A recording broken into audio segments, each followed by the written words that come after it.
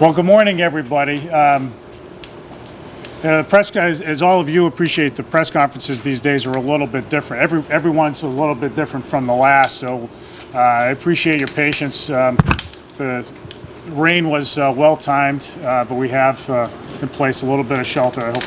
I hope works for everybody while we're still social distancing. So, we're here today for a really significant announcement that will, in the end, make our region of Southeastern Massachusetts more safe.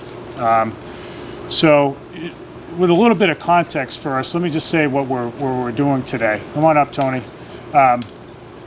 So we have, as you know, as the storm gathered, right, and as we started to learn more and more in January and certainly February about COVID-19 and the way that the disease was playing out in China as well as in Europe, we started to think ahead. We started to think, well, what if here, and what do we need to anticipate? I'm married to a physician, and I probably heard more about it than most, and so we started to think hard about the steps that we needed to take, among other things, to keep people apart from one another, first and foremost, but also to ensure that our hospital system had the capacity, the adequate capacity to field a surge of patients coming in. There's no hospital in America, no health department, no elected official in America that frankly could have anticipated what is in effect a once-in-a-century pandemic, but that's what we are in right now, and it's happening at the speed of the 21st century, and so we've had to act quickly. So about 3 weeks ago, I tasked folks in city government, specifically Mark Champagne, who's here today, and about whom I'll have more to say in a moment, as well as our emergency management director, Brian Nobriga, to take a look at facilities around the city that could serve as what in effect are overflows for Southcoast Health, for the hospital system. And we quickly hit upon something fortuitous, which is ultimately fortuitous, which was a number of nursing homes around the city that had been recently shuttered. Although the news originally of the shuttering of those facilities was not welcomed, right? We never want to see any business, especially businesses that perform a service as important as nursing homes, to go out of business. But we did have as many as 5 nursing homes in the city that were suddenly available. So they took a look at all of them, and it turned out that there were 2 that were not only suitable for housing patients, but were almost as good as new in many respects. They had been renovated just a little over a year ago, and were in really good working condition. So we started talking to our friends at Southcoast Health. It's under the really terrific leadership of Keith Hovan, to figure out how we could expand, particularly St. Luke's Hospital's capacity, but the capacity of his entire health system, which really stretches all across southeastern Massachusetts, including Charlton Memorial Hospital in Fall River, as well as Toby Hospital in Wareham. And with the great collaboration of Southcoast, with Keith really taking the bull by the horns in a way that was absolutely necessary, we were able to start to figure out how to put these facilities into condition to be ready for a large number of patients. Meanwhile, Mark Champagne's crew, again, about whom I can't say enough, really figured out how to open this place back up, and it ran the gamut from reestablishing the heating systems, the plumbing systems, recertifying the elevators, doing a deep sanitation of the entire place, reconstituting the security system, even landscaping. And there are good reasons for that as well as adding equipment, moving old equipment out, furnishing the place, a whole lot of stuff over really starting 3 weeks ago and continuing on through today. There was one other piece that was needed. So the facilities were there. Southcoast was really jumping into the fray. And then we had the good fortune of working with Essex Group, specifically Frank Romano, who, like the former armor captain that he was in Vietnam, jumped right into the fray and said, we're gonna make this thing work. And so Essex Group has stepped up to serve as an operator of these facilities. And so we are at a point now where we can say that we here in southeastern Massachusetts have the ability to expand the capacity, the number of beds available to folks who are COVID positive. We have this facility right here on Rockdale Avenue and another similar facility on Acushnet Avenue in the Sassaquin neighborhood, both of which will be ready to go as of next week. There are a couple of other pieces that have to fall into place, which I will mention in a moment. But what we have here, frankly, is this comes as a great relief. We were worried that, a surge would hit. We'd have no ability to relieve the pressure on the hospital, not only of COVID patients, but patients who are otherwise being treated, not just St. Luke's, but also Toby and Charlton. And so, this was just a remarkable effort, a private and public partnership that really has made it safer for all of us here in southeastern Massachusetts. And as I think about this, you're in times of crisis, you need people to step up and figure stuff out. I'm reminded of the remarks that a number of esteemed historians have made about the United States and its victory in the Second World War. Of course, everybody attributes the U.S.'s prevailing in the war to its superior industrial capacity, and obviously that played a big role in it. But there are many historians who say a big part of why America won the war, at least within the time frame that it did, was because of all the junior officers and non-commissioned officers who came from all walks of life around the United States, who were thrown into situations that were entirely new to them under daunting circumstances, and in an old-fashioned American way,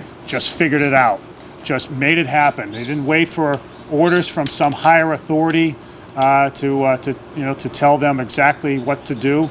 They got into the fray.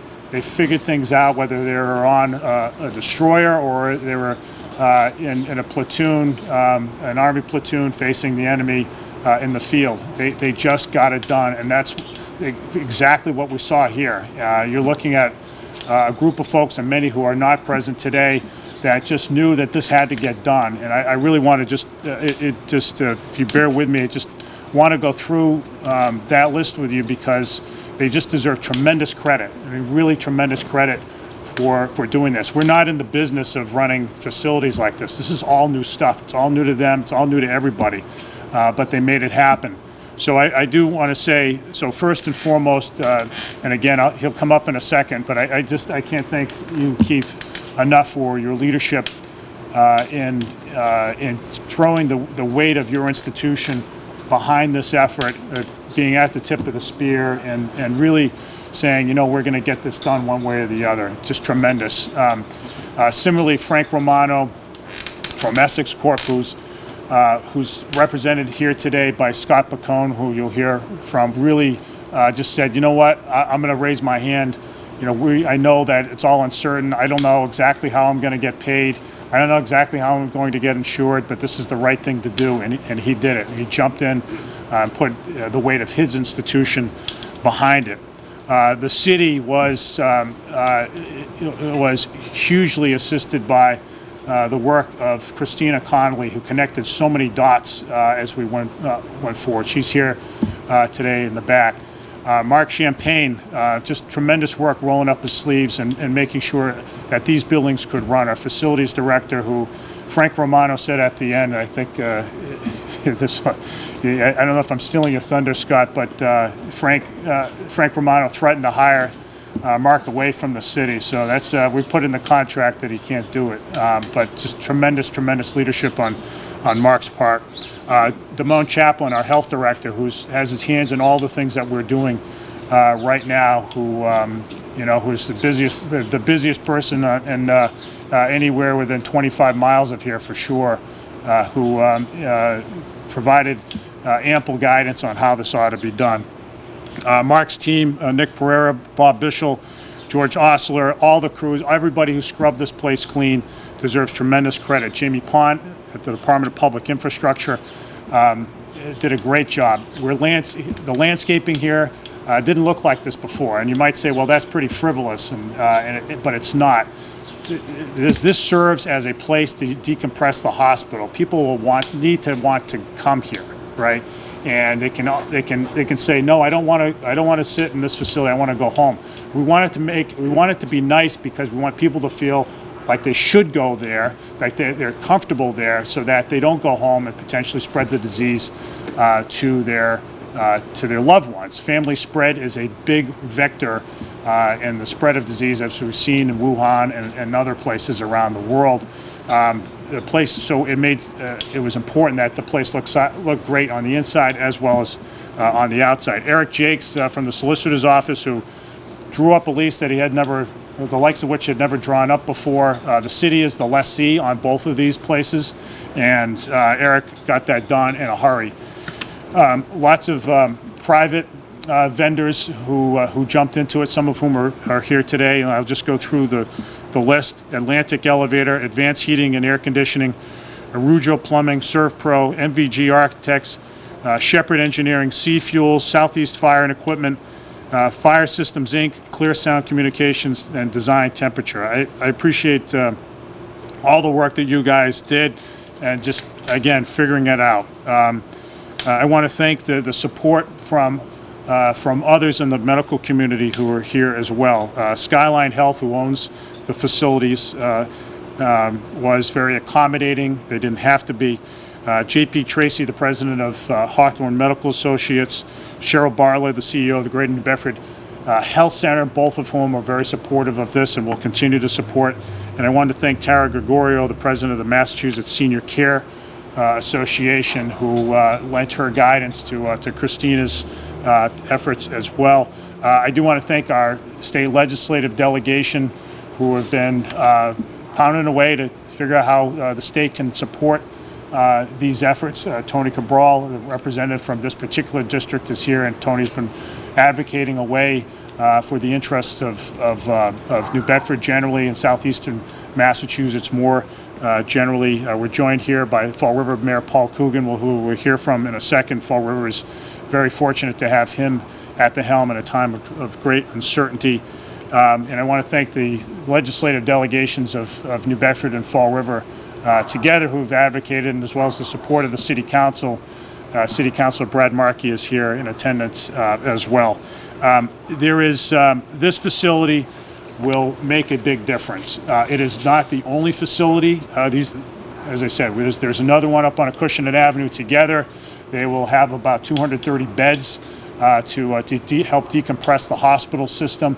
We're not done yet. There may be more facilities that we have to put online, but this is a big relief that we have these things in place in order to allow our health system to treat the most acutely ill among us. So with all that, I want to call up Keith Hovan, and again, this couldn't have happened without Keith's hard work, his determination, his willingness to jump in into this, into the great unknown, and his institution is just so invaluable to everything that we do here in Greater New Bedford and beyond. And can't thank you enough, Keith.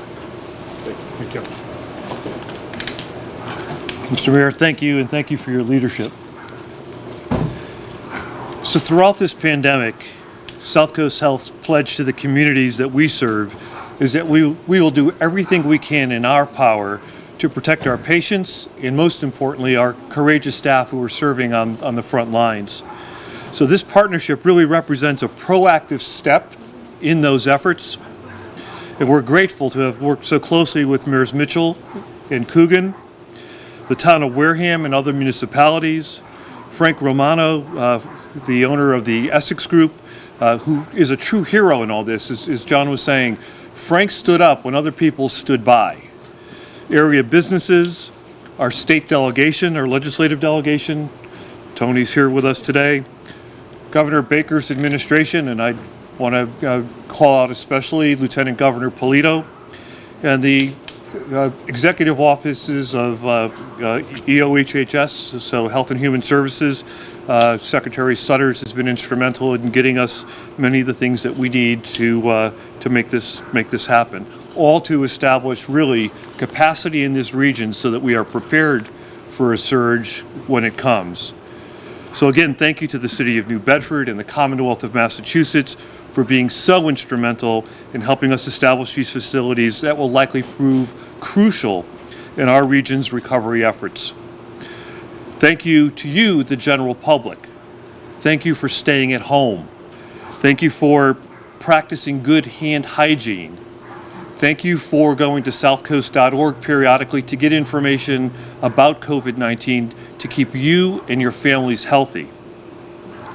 And thank you most importantly to our frontline physicians, providers, nurses, clinicians, clinical staff in our hospitals, our urgent care centers, our practices, and now in our regional recovery centers.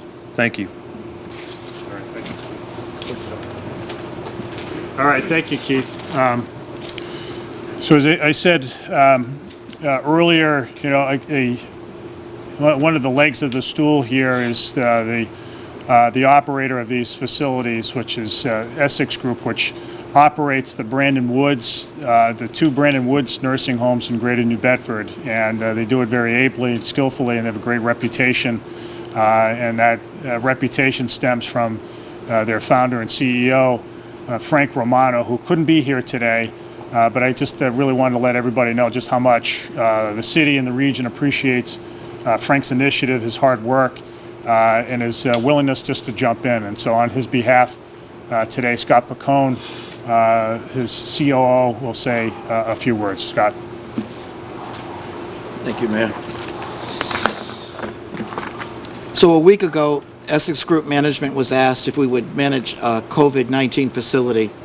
After deep consideration by Frank Romano, the owner and the operator, and myself as Chief Operating Officer, we agreed that this model would best provide the setting for a COVID-19 positive individuals to recover while omitting admissions of the same COVID-19 individuals into nursing homes. For this reason, we accepted the challenge of standing up for a COVID-19 facility and making it fully functional in a week and a half to care for just that, 100% COVID-19 positive individuals. I'd like to recognize Mark Champagne myself from the City of New Bedford, because he and his team installed the new boilers, the generators, the washers, the dryers, a dish machine, and those are just a few of the items. Without this, this facility would not have been functional. Without Mark and his team, this venture absolutely could not have been done. I would also like to recognize Essex Group management staff, Ray Bell from Corporate Construction, Elaine Tatro, RN, Corporate Nurse, Heidi Piccone, RN, Scott Nickerson, a licensed nurse and home administrator, and numerous staff members, be it CNAs, housekeepers, dietary managers, plant managers, laundry, housekeeping supervisors, who have all participated in the cleaning and making beds, preparing nursing units, and creating gowning rooms, and much, much more. It is important to recognize all our vendors who created contracts for this location at the absolute speed of light. These individuals are Gordon Food, Medline Medical Supplies, ProCare Oxygen, CVS Omnicare Pharmacies, Southcoast Laboratories, TRICARE X-Ray, Norton Healthcare Staffing and Recruiting. This also required the in-servicing of staff to use all of these vendors' products in less than a week and a half. It is important to address that the protective personal equipment, including masks, gowns, face shields, gloves, and alcohol gel, for this location will be provided singularly by the Massachusetts State Department due to the shortage and absolute lack of availability of these supplies. This has been a Herculean effort to stand up a 100% COVID-19 facility in a normally impossible time frame. Without the help of the governor's staff, the mayor of New Bedford and his staff, Massachusetts Department of Public Health, and the staff of Southcoast hospitals, none of this would have been possible. We look forward to the challenge and standing up with the community. Thank you. All right, thank you, Scott. So I wanted to, next I'd like to call up Fall River Mayor Paul Coogan. We have, it's often said among mayors, and there's, mayors have their own group therapy sessions. You never know what you're going to face when you're when you enter this office, and sometimes the curveballs come as early as 2 months into your first term. In the case of Mayor Coogan, but Fall River's so lucky to have him, to have his deliberate, thoughtful approach, his direct approach, and most importantly, his ability to command the trust of his residents, and he is keeping Fall River residents safe, and I just really admire the way that you've jumped into it, Paul, and just ask you to come on up and say a few words.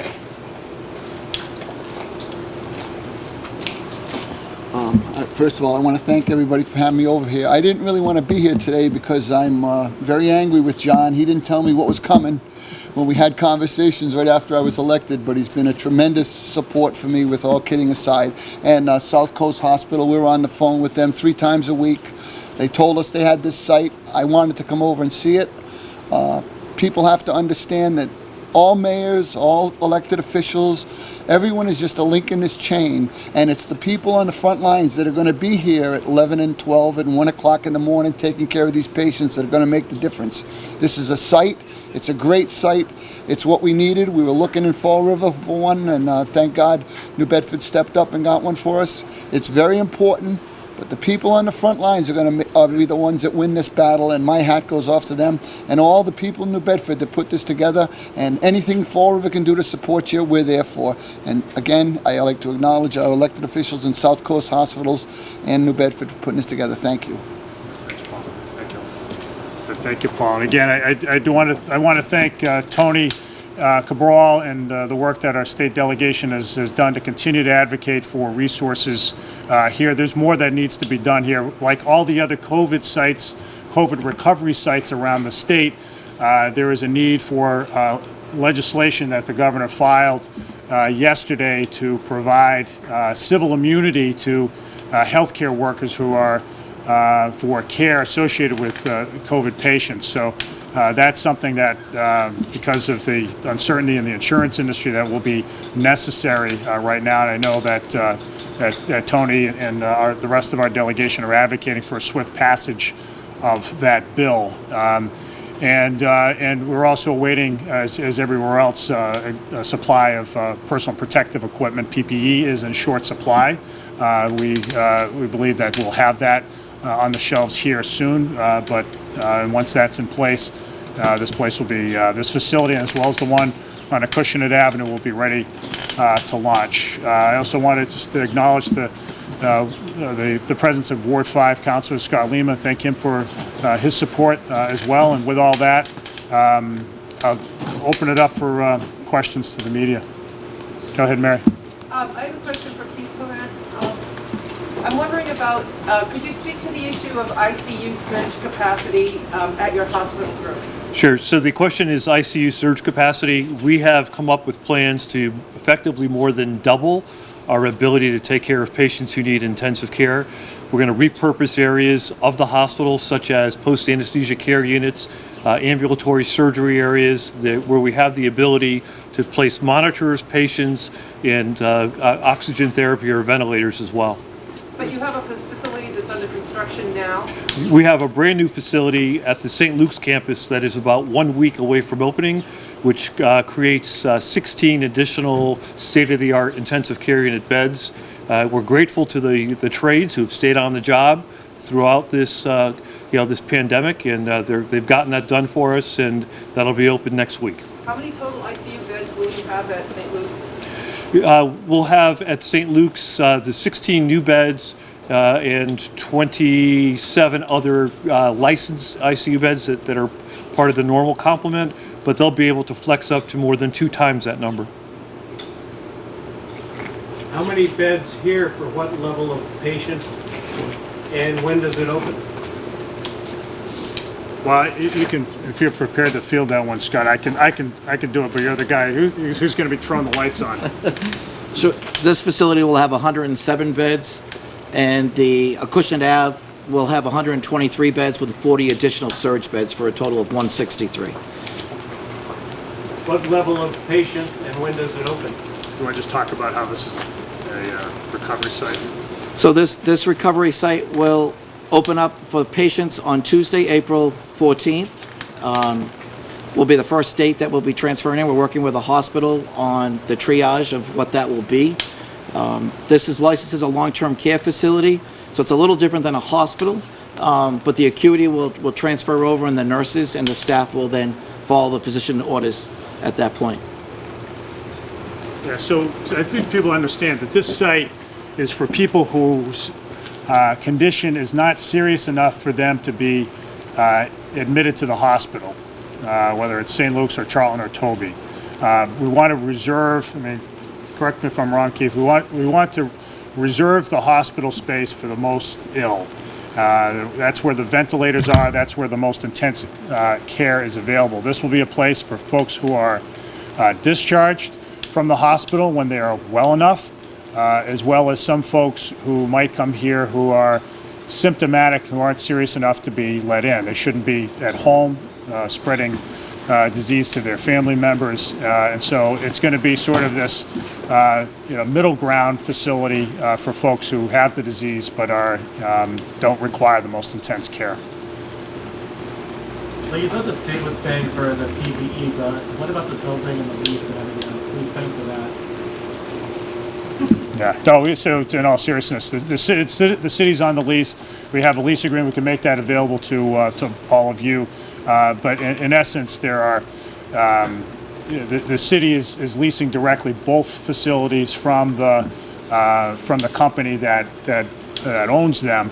The city will be credited toward its lease payments for the work, the in-kind work that's been done here by all the folks that I mentioned earlier, and we'll for the rest of the lease payments, we'll look to the best we can for federal reimbursement, which will come at some point. About a week ago, you mentioned New Bedford was up to about 33 positive cases.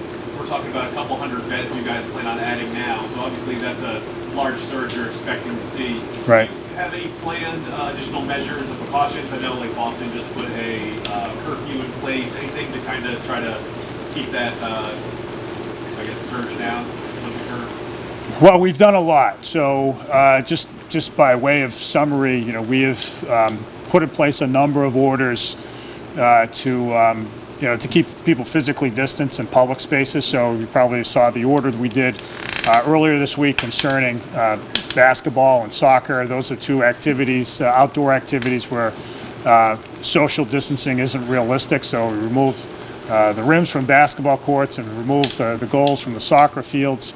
We've also, issued that order.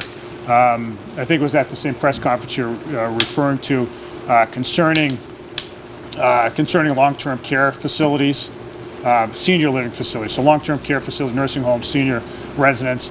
Since that order was done, our health department under Damon's leadership has gone out and done inspections of all of them. Those inspections are ongoing. We've given them feedback. We've told them what we expect.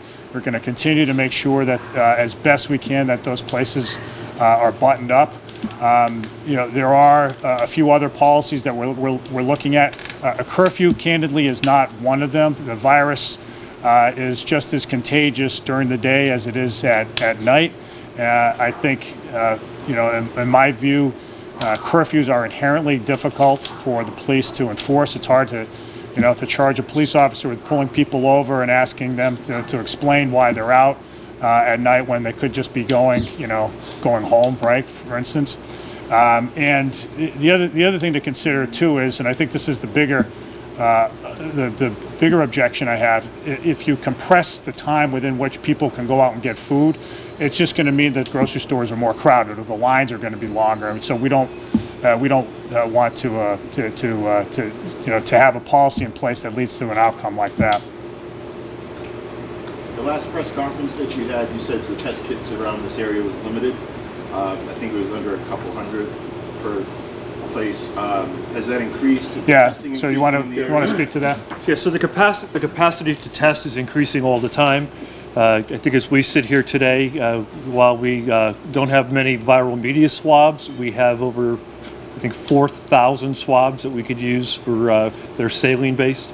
So our ability to test is ever expanding. I think the state is working diligently to get more test kits out to us. And it's our hope in the coming days we could open up additional mobile drive-through testing within this region. One question, ventilator capacity, how are we doing? Ventilator capacity, we have more than 2 times the number of ventilators that Southcoast normally would have available in non-pandemic times. So we have, at this point, plenty of ventilators, and we have plans to augment that as it's needed, working with the state through the command center. There'll be some additional allocations of ventilators based on how the surge develops here within the Commonwealth. One more question, anyone?